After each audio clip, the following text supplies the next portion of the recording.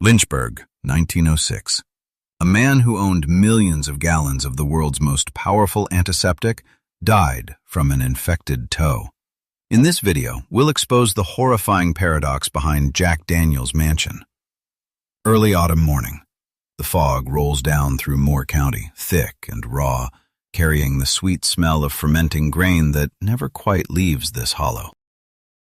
Inside a white, Victorian mansion, Jasper Newton Daniel prepares for another day of absolute control. 5'2", master distiller, a man who measured everything in his life with the precision of a chemist, the iron content of his spring water, the char depth on his oak barrels, the exact angle of his tall planter's hat. But on this particular morning, one thing refuses to cooperate: a Cincinnati steel safe, a locked drawer, and a moment of rage. What happens next will take 5 years to kill him, rotting him from the toe upward, while his empire reaches its absolute peak. If you enjoy deep investigations into Gilded Age architecture, the hidden psychology of America's industrial titans, and the true stories behind the mansions they built, please like this video and subscribe. Because the house Jack Daniel built wasn't just a home, it was a confession written in brick and mortar. Let's start with the incident that opened the door to eternity. The moment discipline met fury. 6:45 in the morning, Jack enters his office in the distillery building 200 yards from the white mansion on the hill. Everything is where it should be. Ledgers aligned on the left side of his mahogany desk, correspondence sorted by urgency on the right. His fountain pen positioned at exactly 90 degrees to the desk edge. He approaches the Cincinnati safe in the corner. 42 inches tall, 300 pounds of steel, nickel-plated hardware gleaming in the lamplight. He turns the dial. Left to 17. Right to 33. Left to 9. Nothing. The combination that has worked for 6 years suddenly refuses him. He tries again. Left, right, left. The bolt stays frozen. 7 o'clock is approaching. His morning inspection of the rickhouses begins at 7:03, not 7:04, not 7:02, 7:03. For a man who has spent 40 years building an empire on precision, this locked drawer is not just an inconvenience. It is an insult, a challenge to his authority inside his own kingdom. His jaw tightens, his hands ball into fists. And then, without calculation, without the measured thinking that has defined every decision of his adult life, Jasper Newton Daniel acts. He pulls back his right foot and drives the toe of his boot into the safe door with everything he has. The sound is wrong. Not the metallic clang he expected. A dry crack, sharp, wet. Internal, the kind of sound a green stick makes when you snap it. The kind of sound bone makes when it breaks inside flesh. Jack staggers backward. His right foot feels strange, numb, heavy. He looks down at his boot. No blood, no obvious deformity. Just a slight throb beginning to pulse in rhythm with his heartbeat. He straightens his jacket, adjusts his hat. 7:01.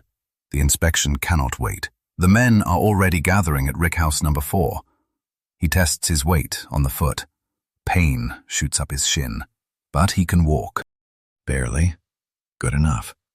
Jack Daniel limps out of his office, closing the door behind him, and walks into the fog toward the rickhouses where 300 barrels of his finest whiskey are aging to perfection. He does not know that his big toe has shattered into 4 separate fragments. He does not know that a hairline crack in the skin, invisible beneath his sock, has just opened a doorway for bacteria. He does not know that inside his boot, in the warm darkness, an infection has already begun its patient work. And he absolutely does not know that 5 years from now, after 3 amputations, after watching his leg turn black from the ankle to the knee, after filling his white mansion with the smell of rotting flesh that no amount of whiskey can mask. He will die in his bed, having never once used the one thing that could have saved him. The tens of thousands of gallons of high-proof alcohol sitting in barrels all around him. The most effective antiseptic available in 1906. The foundation of his entire fortune. He will never pour a single drop on that wound, because Jasper Newton Daniel does not believe in weakness. Not in his whiskey, not in his business, and certainly not in himself. The office where he built his legend became the room where he sentenced himself to death. A man who controlled everything lost control of 1 second, and that second cost him everything. But to understand why Jack Daniel built a life where control mattered more than survival, we need to go back to the beginning, to the people who actually created the whiskey that made him famous. Because the real story of Jack Daniel's whiskey doesn't start with Jack Daniel at all. Nathan Nearest Green. Born enslaved in 1820, a master distiller before that term meant anything in Tennessee. By 1856, he was running a small operation near Lynchburg, producing whiskey using a technique he had refined over 2 decades, the Lincoln County process. Here's what that actually means. After distillation, most whiskey goes straight into barrels, fast, efficient, profitable. Nathan did something different. He built filtration vats 10 feet tall, packed tight with sugar maple charcoal that he burned himself. Slow burned at exact temperatures to create maximum surface area without turning to ash. Then he dripped the raw whiskey through this charcoal, not poured. Dripped. 1 drop at a time. It took 3 full days for a single barrel to filter through. 3 days that most distillers would consider wasted time. But Nathan understood something about molecular chemistry that wouldn't be proven in laboratories for another 50 years. The charcoal didn't just remove impurities. It transformed the whiskey.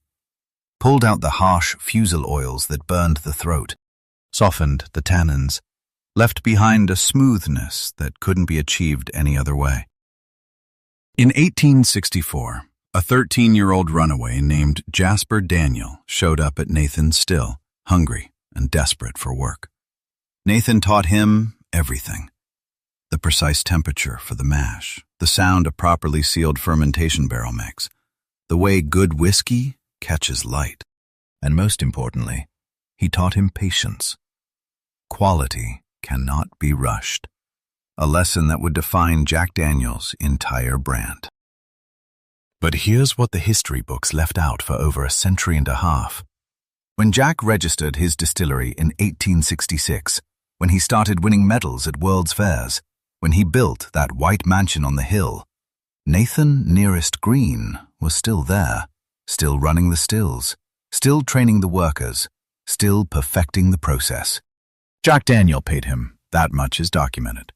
But he never made him a partner, never put his name on the label, never acknowledged in any public way that the whiskey that would make Jack Daniel a legend was built on a foundation laid by an enslaved man who became a free craftsman.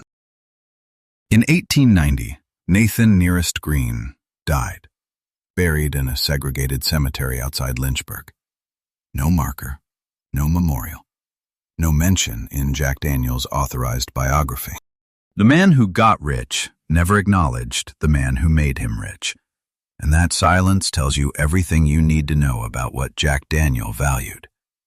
Control, image, legacy, but never, ever, the truth about where his power actually came from. Now let's go back further, to understand why control became Jack's religion.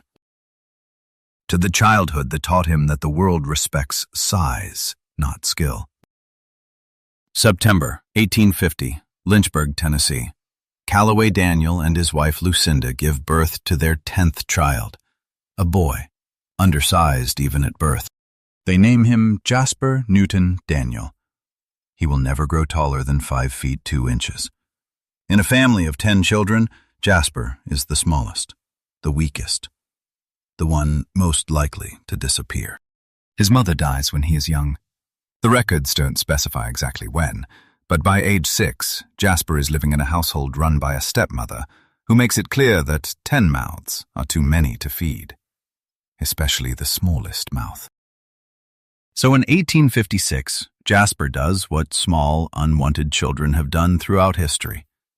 He runs. Not far, just to the edge of town, to a general store owned by a man named Dan Call. Dan Call takes him in, puts him to work, and most importantly, introduces him to the man running the still out back, Nathan Nearest Green. For the next 8 years, Jasper lives in a strange liminal space. Not quite family, not quite employee, not quite free. But he learns. God, does he learn. He learns that quality control beats speed every time. That reputation is built on consistency. That a small man can command respect if he knows more than everyone else in the room. And he learns something else. Something that will shape every decision for the rest of his life. He cannot control his height. He tried everything, hanging from tree branches to stretch his spine, sleeping on boards to straighten his back, wearing boots with hidden lifts. Nothing worked. By age 15, his body has delivered its final verdict. 5'2". Maybe 5'3" in thick-soled boots and a tall hat. In a world where physical size equals authority, Jasper Newton Daniel will always be at a disadvantage. So he makes a calculation. If he cannot be physically large, he will be large in every other way that matters. Larger fortune, larger reputation, larger buildings. In 1866, at age 16, he registers his own distillery, the first legal distillery in Tennessee, recorded in the Federal Registry. He is too young to vote, too young to marry without permission, but he is old enough to build an empire. And here's where the psychology gets interesting. Jack Daniel, from the very beginning, does not just want to make good whiskey. He wants to make whiskey that announces itself. Whiskey that demands respect before you even taste it.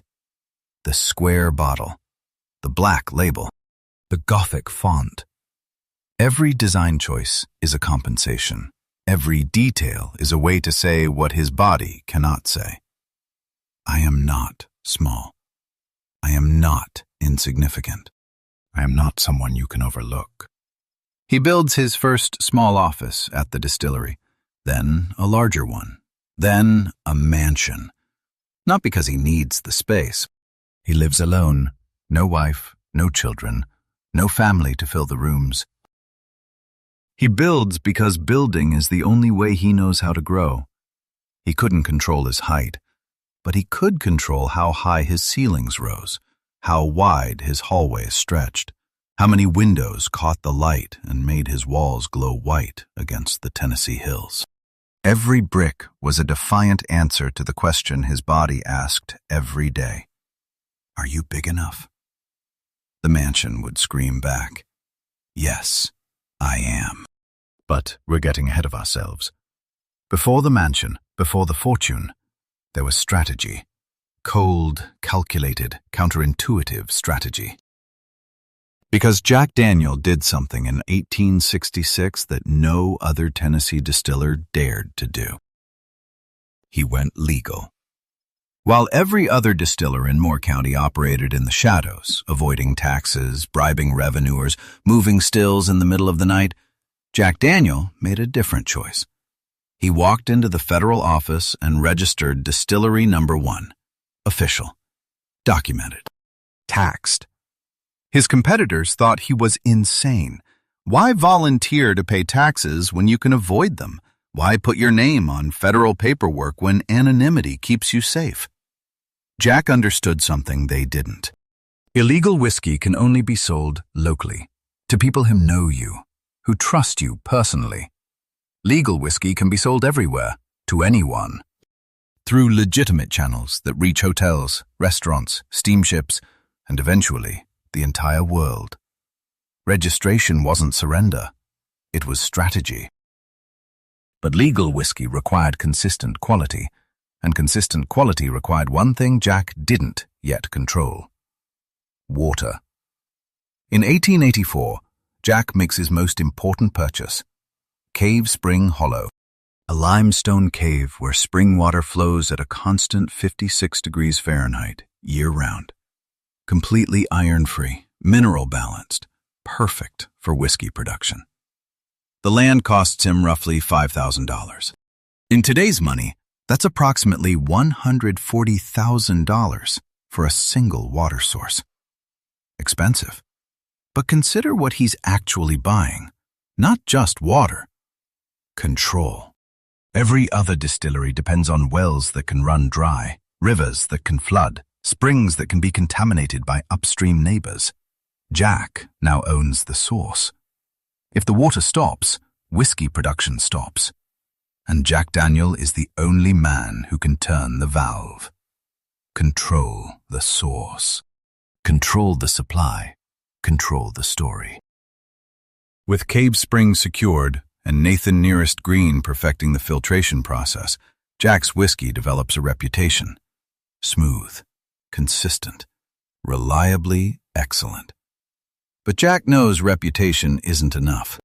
You need a symbol. In 1895, he commissions a new bottle design: square. Every other whiskey bottle in America is round, easy to roll, easy to ship. Round bottles are practical. Jack doesn't want practical. He wants memorable. The square bottle costs more to manufacture, roughly 30% more per unit than a standard round bottle. On a production run of 10,000 bottles, that extra cost adds up to about $600. In 2026 terms, that's an additional $18,000 just to make a bottle look different.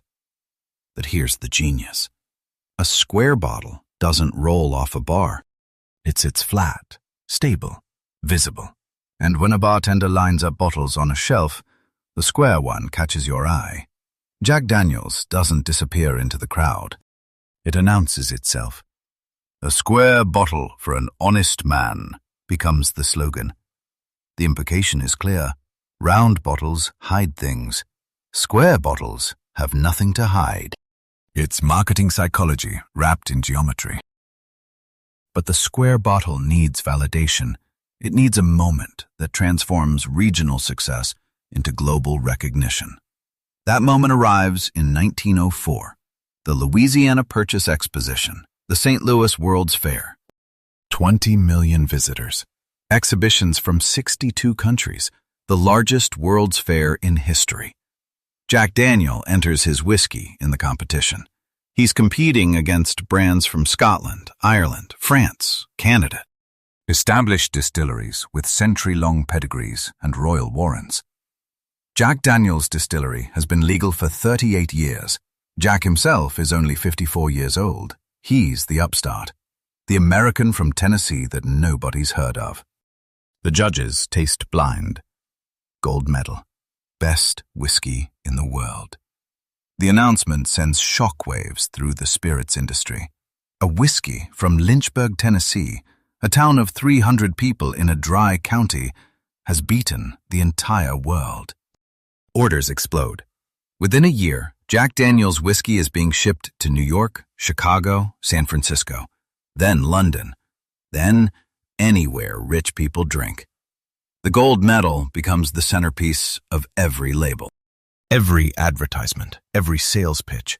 That medal was worth approximately $250 in prize money.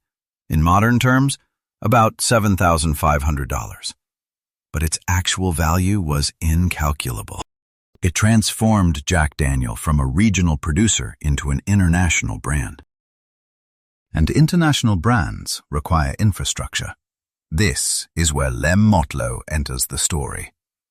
Lemuel Motlow, Jack's nephew, born 1869, where Jack is the soul of the operation, the perfectionist, the obsessive quality controller.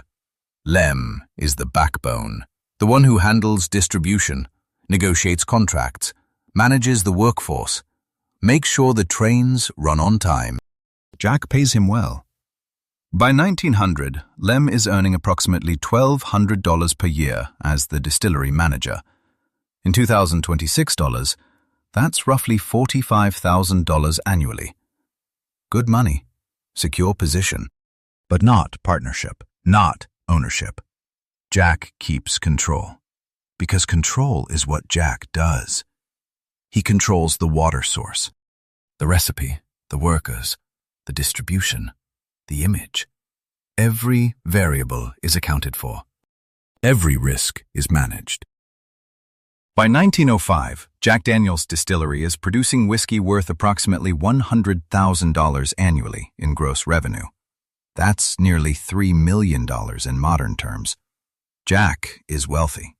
Not Rockefeller wealthy, not Carnegie wealthy, but wealthy enough to build something he's been planning since he was 16 years old. A house that makes people look up. A white mansion on a hill that can be seen from anywhere in Lynchburg. A building that answers, once and for all, the question his body kept asking. Are you big enough? But before we tour that mansion, we need to understand something about the man who will live in it. Because Jack Daniel isn't just building a house. He's building a costume he can wear in public. A carefully constructed image designed to make people forget the one thing he can never change. The coat is black, knee-length, custom-tailored in Nashville, made from heavy wool that holds its shape even in Tennessee humidity. A frock coat. The style wealthy gentlemen wore in the 1880s and 1890s. Formal, serious, respectable. The Jack doesn't wear it for fashion. He wears it because a knee-length coat creates a vertical line. It stretches the torso, makes a short man look taller when he stands still. The coat buttons high, up to the throat, another vertical line drawing the eye upward. Under the coat, a white shirt, always white, always starched so stiff it could stand on its own. White reflects light, makes the figure more visible, harder to overlook. Then there's the hat. Not just any hat, a tall planter's hat with a flat crown that adds 4 inches to his height. 4 inches that bring him from 5'2" to 5'6". Still short, but no longer shockingly short. No longer the smallest man in every room. Jack wears this hat indoors, at his desk, in meetings, during inspections of the rickhouses. The only time he removes it is when he sleeps. Even his boots are strategic, custom-made with elevated heels that add another 1.5 inches, hidden, subtle, but effective. Now add it all up. Natural height, 5'2", plus elevated boot heels, 1.5 inches, plus the tall hat, 4 inches. Total visible height, 5'7.5". In photographs, standing perfectly still, lit from the right angle, Jack Daniel looks average height, maybe even slightly above average. The illusion works. But an illusion requires maintenance. Jack owns 12 identical frock coats, 6 white shirts for every day of the week, 3 hats that rotate depending on the season. His clothing budget in 1900 runs approximately $300 per year. In modern terms, that's $9,000 annually just on the costume. Because that's what it is, a costume. Jack Daniel the person is 5'2". Jack Daniel the brand is a carefully assembled visual experience designed to project authority, wealth, and permanence. Before he built the mansion, he built himself. Every morning the same ritual. The white shirt buttoned to the throat, the black coat smoothed across the shoulders, the hat positioned at the exact angle that maximizes height without looking absurd. He checks himself in the mirror, not for vanity, for quality control, the same way he checks the char level on oak barrels or the temperature of the mash. Does this version of Jack Daniel meet the standard? Is this the image that commands respect? Only then does he walk out the door. To the workers at the distillery, Jack Daniel is a figure, almost mythical, always dressed the same, always composed, always in control. They never see him in his nightshirt, never see him without the hat, never see him as anything other than the polished, perfected version he presents. This is the genius and the tragedy of Jack Daniel's life. He understood that perception is reality. That image is infrastructure. That how you look determines how people treat you. He spent 40 years building a visual brand so consistent, so carefully controlled, that people forgot to ask what was underneath. But there's a problem with living inside a costume. You start to believe it. You start to think that the armor is the body, that the mask is the face. And when something threatens that image, when something reveals the vulnerability beneath the carefully constructed surface, you don't just defend yourself. You defend the illusion, even if it kills you. Now let's see what happens when this man, this perfectionist, this 5'2" emperor wearing a $9,000 a year costume, decides to build a house. Because the mansion he creates is not just a home. It's a three-dimensional argument, written in brick and mortar. 1895. Construction begins. White paint covers every surface, not cream, not ivory. White. The kind of white that demands constant maintenance, that shows every speck of dirt, that announces from half a mile away that the owner can afford to keep it clean. Victorian style. 2 stories. Wraparound porch supported by 10 white columns. Each column is 12 feet tall. 12 feet. In a region where most farmhouses have 8-foot ceilings, Jack builds columns that reach skyward like cathedral pillars. The front door is 8 feet tall, solid oak, hand-carved in Nashville by craftsmen who specialize in mansion work. You don't walk into this house. You are received by it. Inside, the entry hall stretches 40 feet deep. The ceiling rises 14 feet overhead. Crown molding runs the perimeter, hand-carved, gilded. The staircase dominates the space. 22 steps, each riser only 5 inches tall. Most staircases use 7-inch risers, standard, efficient. Jack's stairs are gentler, easier to climb. They take longer to ascend, but the climb feels effortless. A short man can walk up these stairs without feeling like he's struggling. To the left, the formal parlor, 20 by 24 feet, Persian rugs on oak floors, a fireplace with a marble mantel imported from Italy. Furniture upholstered in burgundy velvet, chairs with high backs that make anyone sitting in them look important. This is where Jack receives business associates, where contracts are signed, where deals are closed. But here's what's strange. The furniture is too large. The chairs are built for men 6 feet tall. The sofa could seat 4 people comfortably. When Jack sits in this room, his feet barely touch the floor. The room doesn't fit him. It fits the people he wants to impress. To the right, the dining room, a table that seats 12, crystal chandeliers, china cabinets displaying service for 30 guests. Jack Daniel lives alone. He has no wife, no children, no extended family living with him. This dining room is a stage set for a play that never happens, or rather that happens only when he needs it to happen. When important visitors come to town, when he needs to demonstrate that he belongs in their world. Then the room fills with guests, and for one evening, the mansion serves its purpose.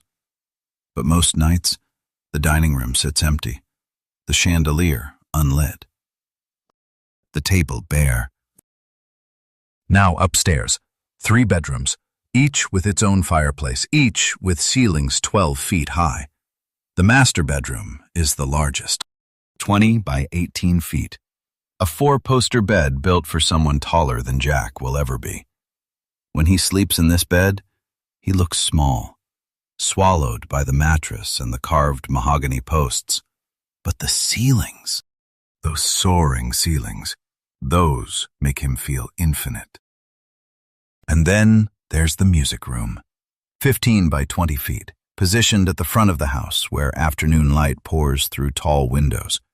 Inside this room, Jack has assembled an orchestra's worth of instruments, a grand piano, a violin, a cello, a trumpet, a guitar. Each instrument is expensive, professional quality, the kind musicians dream of owning. Here's the problem. Jack Daniel cannot play a single one of them, not one note, not one song. He never learned, never had time, never had interest. But he fills the room with instruments anyway. Why?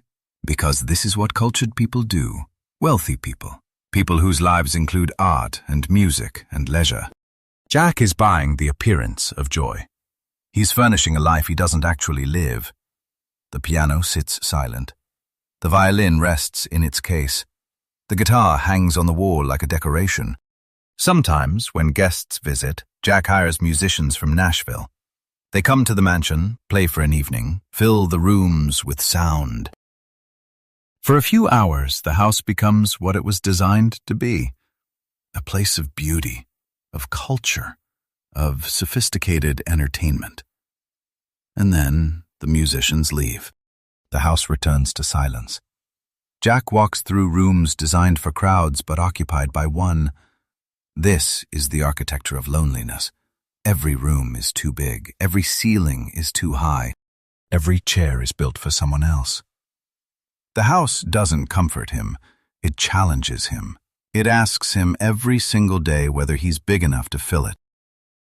And the answer, always, is no. A 5-foot 2-inch man cannot fill a 14-foot ceiling. A single person cannot populate a 12-seat dining table. A distiller who works 16-hour days cannot learn to play the piano. But he can build the room, commission the instruments, maintain the illusion. And if the illusion costs him, well, that's the price of being taken seriously. The house isn't a home. It's a hospitality machine, a device for transforming visitors' skepticism into respect. You walk in, doubting whether this short man from Tennessee is really as successful as people say. You walk out, convinced. Because the house doesn't lie. Except it does, in every room, in every too tall ceiling and too large chair and silent instrument. The house is a confession Jack never intended to make. It says, I am not enough. I will never be enough. So I will build something so large that people stop looking at me and start looking at what I own. The house is a diagnosis, and the diagnosis is this. Jack Daniel is terrified that someone will see him the way he sees himself, small, alone, compensating. So he builds higher, wider, wider. He builds until the building becomes the story and the man inside disappears. But buildings require maintenance, especially white ones. And maintenance requires something Jack has always taken for granted: invisible labor. 6 people work full-time to maintain the mansion. Not in the distillery, not making whiskey, just keeping the house functional. Let's name them. Charles Brennan, head butler, 38 years old, manages the household staff and serves at formal dinners. His salary is $100 per month, $1,200 annually. In 2026 terms, that's approximately $45,000 per year. Good money, stable work, but consider what he's paid to maintain. Mary Sullivan, housekeeper, 42 years old, responsible for all interior cleaning, laundry, and linen management. She earns $60 per month, $720 annually. In modern dollars, roughly $27,000 per year. James Peterson, groundskeeper, 29 years old, Maintains the lawn, gardens, and exterior of the property. $50 per month. $600 per year. Today, that's about $22,500. Then there are the part-time workers. 3 women who come twice weekly for deep cleaning, a painter who touches up the exterior every spring, a handyman on call for repairs. Total annual payroll for mansion maintenance alone runs approximately $3,000. In 2026 terms, that's roughly $112,000 per year just to keep the house looking perfect. Now let's talk about what perfect means. The white paint. Tennessee summers are brutal, humidity above 90%, temperatures pushing 100 degrees. Mildew grows on everything. That pristine white exterior requires repainting every 18 months. The cost? Approximately $400 per paint job. In modern terms, $15,000. A single repainting of the mansion costs more than what a distillery worker earns in an entire year. Because at the distillery, 200 yards down the hill, the economics look very different. The men who shovel coal into the boilers earn 30 cents per day, roughly $9 per month, $108 annually. In 2026 dollars, that's $4,000 per year. The men who roll barrels, who stack rickhouses, who maintain the stills, they earn slightly more, maybe 40 cents per day. Still less than $150 annually. These men leave work every evening covered in soot, coal dust in their hair, char stains on their hands, the smell of smoke in their clothes. They walk past the white mansion on their way home. The mansion that stays white because 6 people work full-time to wash away the dirt. The mansion that costs more to paint than they earn in a year. The irony is architectural. The distillery is black, sooty, functional, honest about what it does. The mansion is white, spotless, decorative, lying about what it requires. Because the White House requires black hands to stay white. The distillery workers, the cleaning staff, the groundskeepers, they make Jack's illusion possible, and Jack pays them. That's documented. He's not running a plantation. But the wage gap tells you what he values. The appearance of wealth matters more than the people creating it. The mansion consumes resources. The workers enable that consumption. And in 1906, this system seems permanent, natural, the way things have always been. But nature has a way of revealing what buildings hide. Because while Jack is maintaining the illusion of control in his white mansion, something is happening inside his boot. Something that will turn his carefully constructed empire into a 5-year countdown to death. Remember that morning in the office? The kick that broke his toe? The infection is spreading. October 1906, 3 weeks after the kick. The toe is swollen, tight against the leather of his boot, hot to the touch. Jack ignores it. He has a business to run, inspections to conduct, standards to maintain. The distillery doesn't care if your toe hurts. By November, the pain has become constant, a throbbing pulse that matches his heartbeat. He limps now, tries to hide it, walks slower, takes the long route to avoid stairs. Still, he makes his rounds, every morning at 7:03. December 1906. The toe has turned dark, purple-black, the color of a deep bruise that never heals.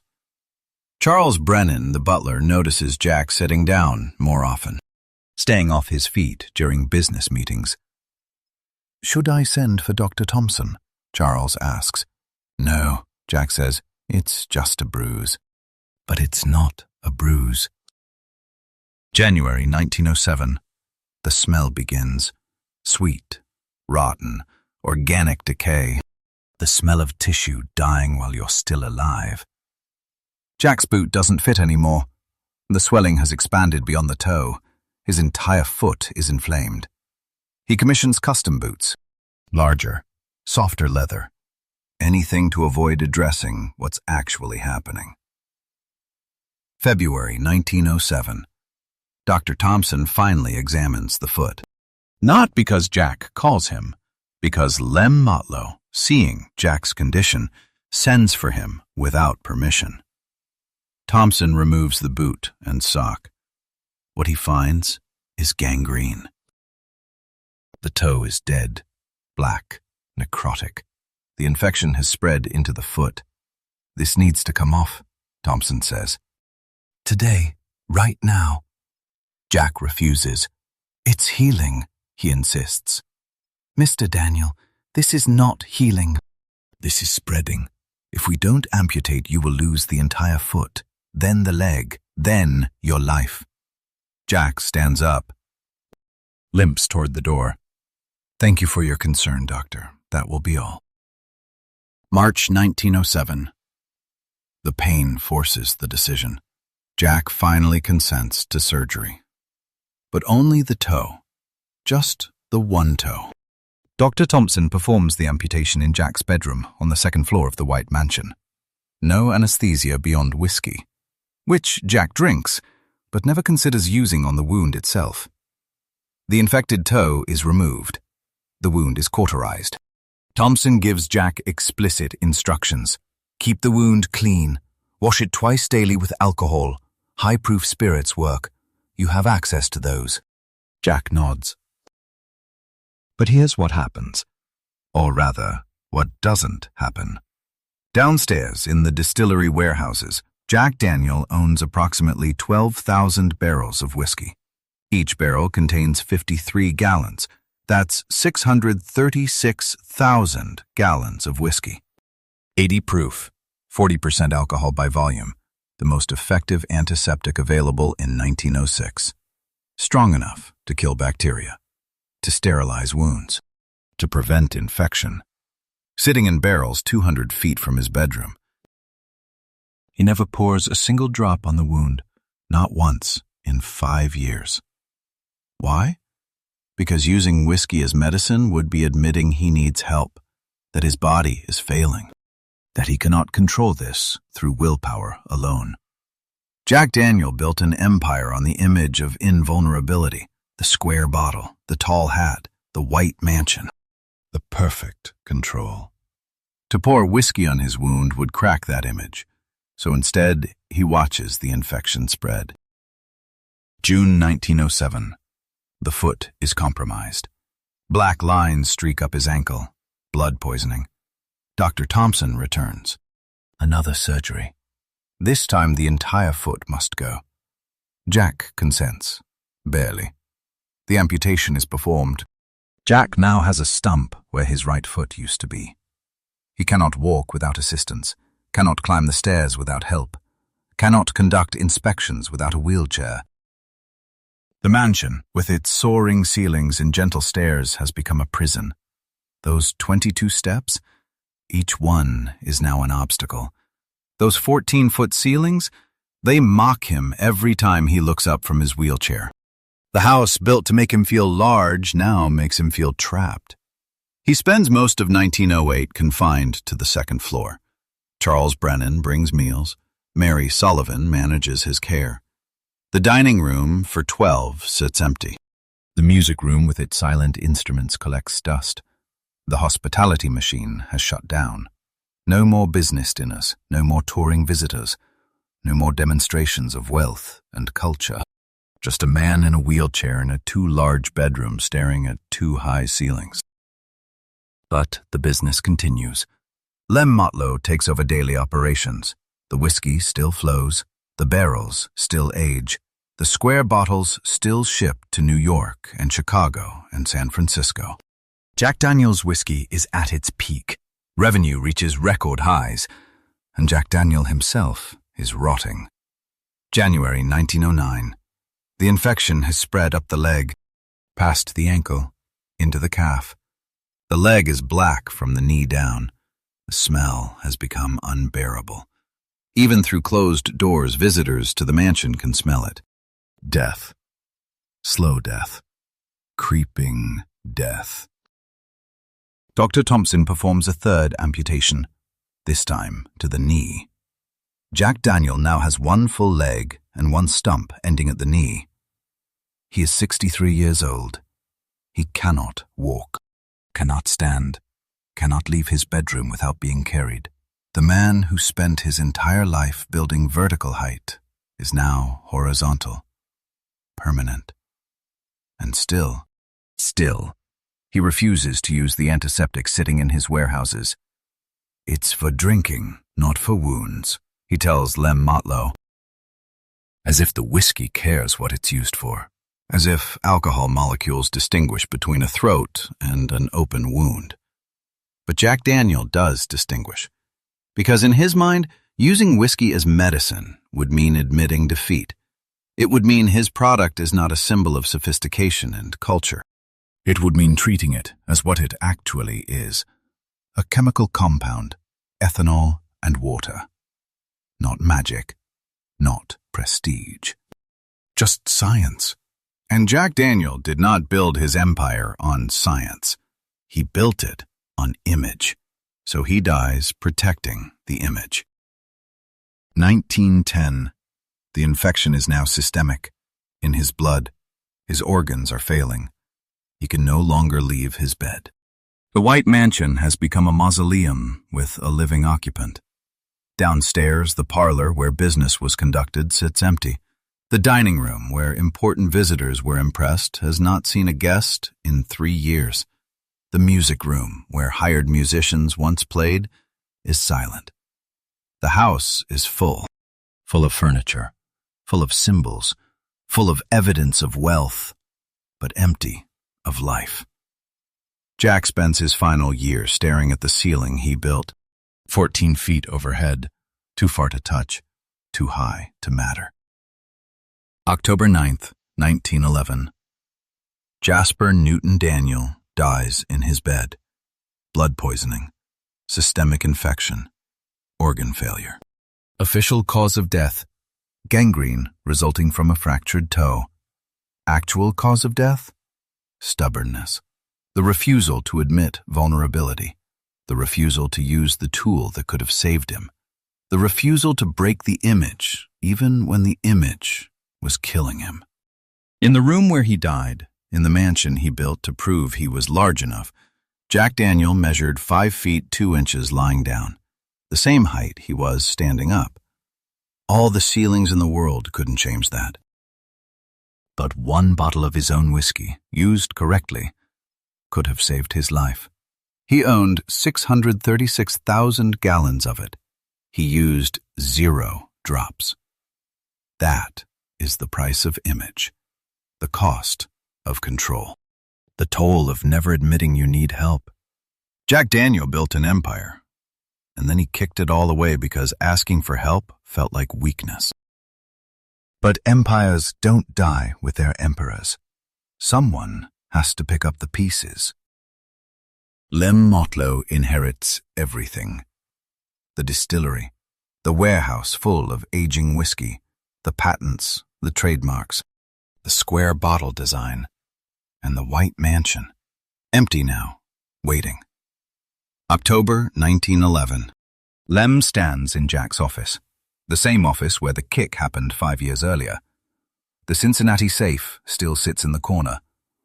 Lem needs the business documents inside, legal papers, recipe specifications, distribution contracts. He approaches the safe, turns the dial, left to 17, right to 33, left to 9. The bolt slides open. 5 seconds. The same safe that Jack kicked in rage, that refused to open, that started the infection that killed him. Opens perfectly for Lem on the first try. The combination never changed. The safe was never broken. Jack just got it wrong that morning, made a mistake, lost his temper, and paid for it with 5 years of agony. Inside the safe, Lem finds everything he needs to continue the business. The recipe, the supplier contracts, the trademark registrations. The safe that killed Jack saved the distillery. But Lem's inheritance comes with a problem. January 1910. Tennessee passes statewide prohibition, 15 months before Jack dies. The law makes it illegal to manufacture, sell, or transport alcohol anywhere in Tennessee. Jack Daniel, in his final year of life, technically becomes a criminal. The business he built legally, the distillery he registered with the federal government in 1866, suddenly illegal. He dies knowing his life's work is about to be outlawed. When Jack dies in October 1911, the distillery is already operating under borrowed time. Lem keeps production going for a few more months, selling existing inventory, fulfilling existing contracts. But by 1912, the operation shuts down. The stills go cold, the warehouses lock, the workers disperse. The white mansion sits empty on the hill. No butler, no housekeeper, no groundskeeper. The paint starts to peel. For 26 years, Jack Daniel's distillery produces nothing. Lem fights, files lawsuits, lobbies state legislators, argues that the distillery should be grandfathered in as a historical operation. Nothing works. Tennessee prohibition holds. Then, in 1920, national prohibition makes the fight even harder. Lem waits. Through the 1920s. Through the Great Depression, he maintains the trademarks, keeps the recipes secure, protects the brand even though the brand produces nothing. 1933. National prohibition ends, but Tennessee maintains state prohibition. The distillery still cannot reopen. Lem keeps fighting. Finally, in 1938, Tennessee modifies its laws. Counties can vote to allow distilleries, individual referendums, local control. Lem puts the question to Moore County voters. Should Jack Daniel's distillery be allowed to reopen and produce whiskey? The vote passes, by a narrow margin, but it passes. October 1938, 27 years after Jack's death. The stills fire up again. Lem Motlow, now 70 years old, oversees the first batch of post-prohibition Jack Daniel's whiskey.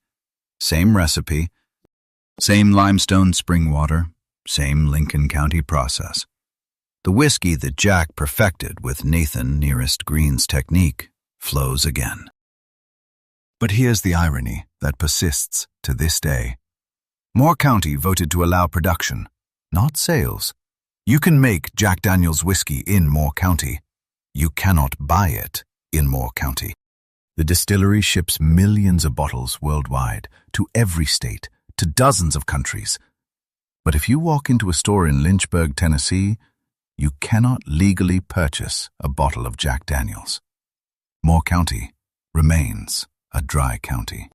Has been since 1910, still is in 2026. The most famous whiskey in America is produced in a county where selling alcohol is illegal. That paradox would have appealed to Jack, the man who spent his life managing contradictions, building a mansion he never filled, wearing a costume he never took off, owning antiseptic he never used. His legacy is a distillery that operates in a county that bans its own product. Lem Motlow runs the operation until 1947. Then his sons take over. Then their sons. The distillery grows, expands, becomes a global brand worth billions. The White Mansion eventually becomes a museum. Tours run daily. Visitors from around the world walk through the rooms Jack built. They see the soaring ceilings, the music room, the gentle stairs, and in the office, behind glass, sits the Cincinnati safe, polished, preserved, a relic, the murder weapon that took 5 years to kill its victim. But there's one more piece of the story that took even longer to surface, a truth that was buried for over a century. 2016. A researcher named Fawn Weaver starts asking questions. Who actually created the Lincoln County process? Who trained Jack Daniel when he was 13? Where is Nathan Nearest Green in the official history? She digs through archives, finds census records, tracks down descendants of the Green family, and she confirms what some people in Lynchburg had whispered for generations. Nathan Nearest Green was the master distiller, the teacher, the craftsman whose technique built the brand. Jack Daniel learned everything from him. In 2016, 150 years after Jack registered the distillery, the company finally, officially acknowledges Nathan Nearest Green's role. A press release, a dedication, a promise to tell the complete story. Better late than never, but still late. The Green family descendants finally see their ancestors' name in the official history. History bent toward truth. Slowly, but it bent. And if you visited Lynchburg in the late 70s or early 80s, back when the tours were smaller and the town was quieter, you might remember walking through that distillery. You might remember the guide pointing to the safe in the office, telling the story of Jack's kick. You might have thought it was just a quirky anecdote, a fun fact about a stubborn man. But now you know the whole story. The safe that killed him, the antiseptic he refused to use, the mansion built to hide insecurity, the craftsman who never got credit. If you stood in that office 40 years ago and looked at that safe, you were looking at a murder weapon that took 5 years to complete its work. Today, tourists still visit. They stand in front of the safe, take selfies, laugh about the stubborn man who kicked steel. The safe is polished, behind protective glass now, labeled with a plaque explaining the incident. But the plaque doesn't mention the 636,000 gallons of antiseptic sitting unused while Jack's leg rotted. It doesn't mention Nathan Nearest Green creating the process that made it all possible. It doesn't mention the workers earning $4,000 a year, or the mansion cost $112,000 to maintain. History tells the story it wants to tell, until someone asks better questions. So what remains when the story is finally told completely? A square bottle, black label, white text. Jack Daniel's Tennessee Whiskey. Every bottle is an obituary. A reminder that the man who created it died from something his own product could have cured. He owned the cure. You never used it. He built a mansion to prove he was large and died small in a bed too big for his body. He kicked a safe in a moment of rage, and that kick opened the door to eternity. But eternity came at a price he spent 5 years paying. Control is an illusion. Asking for help is not weakness. And sometimes the thing that could save you is sitting right there, waiting, while you refuse to reach for it.